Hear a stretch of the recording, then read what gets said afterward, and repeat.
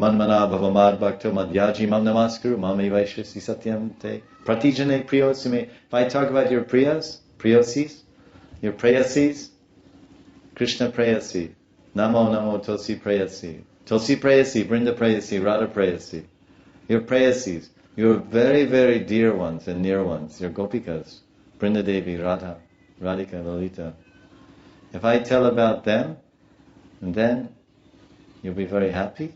And this is the Paramam Guyam, to talk about the love lives of Krishna, the intimate lovers and greatest devotees of Krishna, that are always seeing Krishna everywhere. Yomam pashiti sarvatra, sarvam shamai pashiti. Those that Paramam, those that are Paramam Guyam, yes. Abhidasyati. Abhidasyati, you should explain the secret to the devotees. And your own bhakti mai, you become bhakti mai. By this practice, matchita matkata pranas bodhyantas parasparam gatayantas chamam tityam tushanti charamanti cha. By this practice in satsang, then you become bhakti mai param. You'll get that highest bhakti unto me. You'll get that Braj bhakti. You'll get that Gopika bhakti. You distribute, you give, you worship, you serve, and you'll get. And you'll come to me. Mam evaishyasi.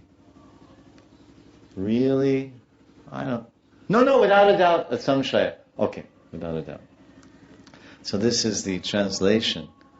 Now let's look at another translation of the same verse. He who instructs the most confidential knowledge of Bhagavad Gita to my bhaktas will attain para-bhakti to me. He will become free. He will attain first para-bhakti. It says, bhakti mai means my. Param, kritva. It will be done.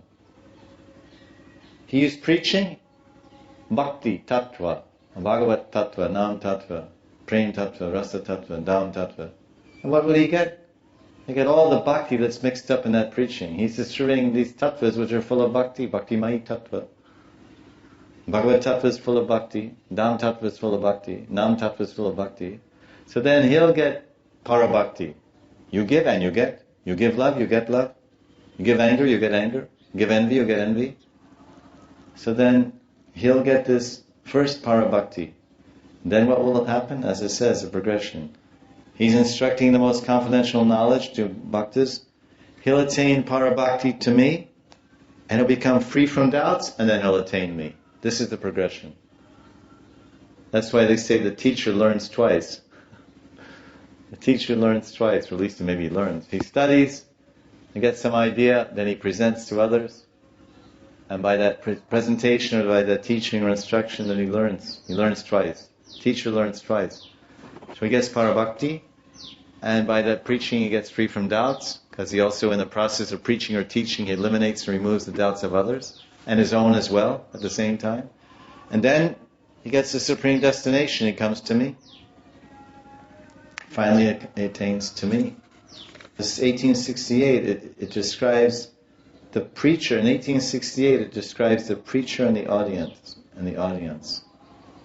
So 1868, it says that there's the preacher, and who's the audience? The devotees. Anyone who preaches this secret amongst devotees, mad bhakta. All right. So this is the subject here. His audience, the listeners and the receivers, the audience. Then they get three benefits. The verse describes the symptoms and destiny of the preacher of Bhagavad Gita and the devotee listeners. The preacher gets his bhakti, he gets his doubts removed, and he comes to Krishna. And whoever is listening to him, they will receive bhakti, and they will have their doubts removed, and they will go to Krishna. These are 3 points.